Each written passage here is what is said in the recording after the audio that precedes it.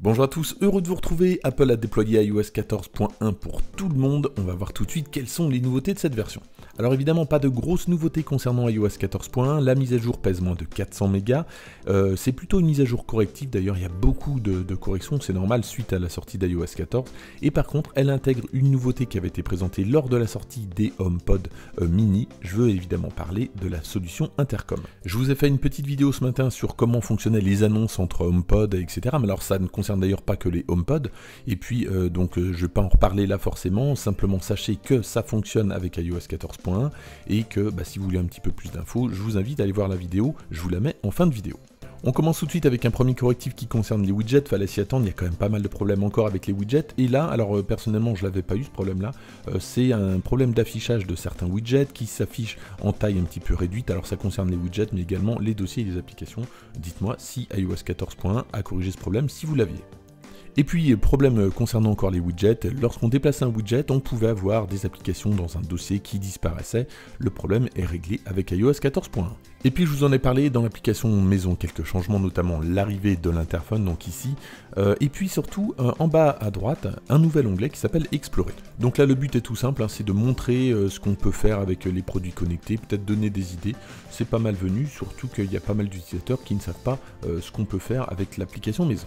Autre nouveauté, ça concerne les iPhone 8 et supérieurs, donc tous ceux qui sont avant, vous n'aurez pas la fonction, la possibilité de lire les fichiers vidéo en HDR 10 bits et de pouvoir les modifier. Autre problème corrigé, ça concerne les appels reçus. Lorsque vous avez un numéro qui s'affiche et que vous ne connaissez pas, vous avez souvent la région qui s'affiche. Apparemment, il y avait un problème d'affichage, le problème est corrigé. Autre correctif, ça concerne l'application Mail, un problème d'envoi de messages, notamment lorsque l'alias était incorrect. Alors moi, j'ai pas rencontré ce problème-là, dites-moi si le bug a été corrigé avec iOS 14.1. Autre correctif, c'est un problème sur l'application musique, un problème qui empêchait le téléchargement d'un morceau, notamment lorsqu'on était en train de consulter un album. Le problème est corrigé.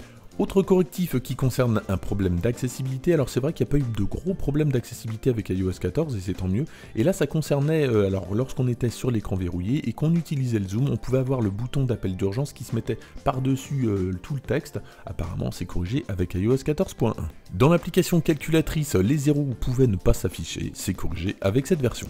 Autre correctif, ça concerne l'Apple Watch, et ici il y a deux correctifs. Alors le premier, vous le savez depuis peu, on peut ajouter une montre à un membre de la famille, et là il y avait un problème de configuration de montre justement pour un membre de la famille, ça a été corrigé.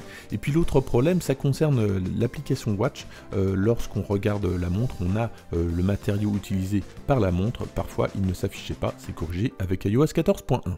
Autre correctif maintenant, ça concerne l'application fichier, avec certains prestataires de services dans le nuage, comme Dropbox par exemple, pouvaient être notés comme indisponibles, c'était pas le cas, c'est corrigé avec cette version.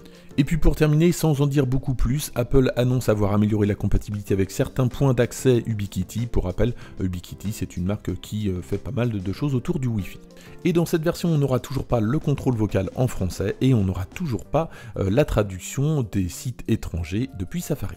Et puis globalement, l'OS est plutôt stable, il n'y a pas de problème de fluidité, et concernant la batterie, j'ai pas rencontré de problème, néanmoins j'ai pas suffisamment de recul. N'hésitez pas à me dire dans les commentaires si vous avez rencontré des problèmes de batterie, mais pour le moment, iOS 14 et iOS 14.1 semblent plutôt stables au niveau batterie. Et puis comme je vous l'avais dit, si Intercom, donc toutes les annonces entre HomePod, etc. vous intéressent, je vous mets le lien à la fin de cette vidéo. Merci d'avoir suivi cette vidéo, n'hésitez pas à la liker, à la partager, à vous abonner si ce n'est pas déjà fait, et moi je vous dis à très bientôt.